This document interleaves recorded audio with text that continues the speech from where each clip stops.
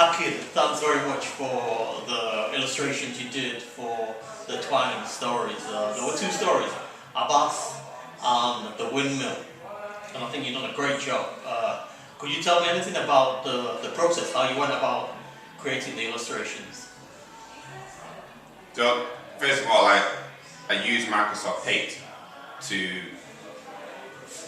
which is quite a big map image, and you can cut out, you can either draw and cut out the image. So, but you have to I have to keep it continuous. Keep my pen on the tablet and continuously, as I draw around a circle and cut it out. I don't stop halfway. So then, with the old images, I had to create separate. So for Abbas in the protest, I drew Abbas separately, putting his hand up for the person on the platform in the protest, and that was phenomenal, that one. The crowd scene, wasn't it? Like lots and lots of people, and then Abbas himself putting his hand up. Did you use any kind of perspective? Was it a standard straight shot, or was it like another angle or anything? I think you mentioned fisheye at one point. What made you choose that approach? Because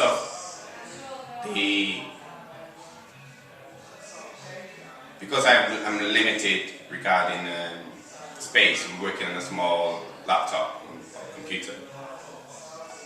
I thought of the fisheye effect in order to keep it kind of within a short space, small space. So making all the people kind of rounded and small in kind of a bubble, and having Abbas in the middle. It's a brilliant job. Yeah. Turning to the windmill, there was three illustrations there. There's one, the family table. I've written them down on my hand. Okay, I'm cheating. There's one, the family table. There was another one which was the bus, and then there was the actual windmill itself going past.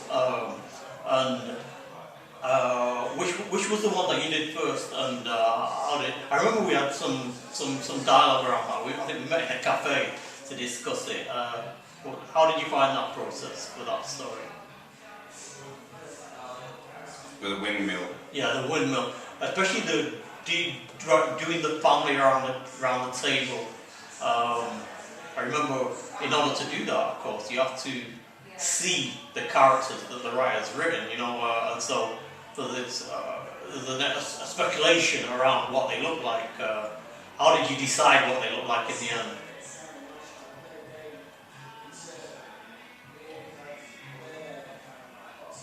I feel I created the images that were within the kitchen scene. As again, I was saying, I kind of worked with a shot, kind of keeping everything kind of compact in that space. In terms of visually and through the things that you asked for. Which one did you do use my imagination, so I use. Fair enough. Which one did you do first? Did you do the main character first and then the parents, or did you? So the main character was the boy who was the main character, and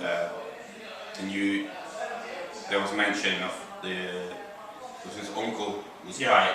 Yeah. He had quite a bit kind of a grumpy kind of expression. So Yeah. I think you mentioned something like that. Yeah, that's right. So I drew. He was more in a suit. He's a bit more older, and the mother and the son is like they're eating at the side of the table. It was. I think and then I put colours. I started the colours I used was I did it on paint, and then I transferred the colours onto. I transferred the image onto Photoshop to create different gradient effects and stuff. Did you ever find our dialogue around what to do when we were going through the illustration?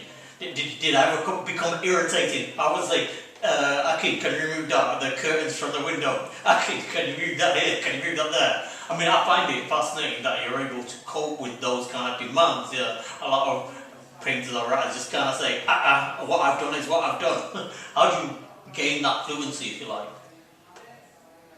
Working on digital format, you're able to manipulate, edit, and take away and add. It's quite a simple process. It's just that, I mean, when the things that you explained me for me to do, it was just, the idea is it's my interpretation. So when you saw them and when you've seen them it's like, for instance, what some of the poets were saying is, draw a vase in a building, not in a house. And I was thinking, and it's a small house, like a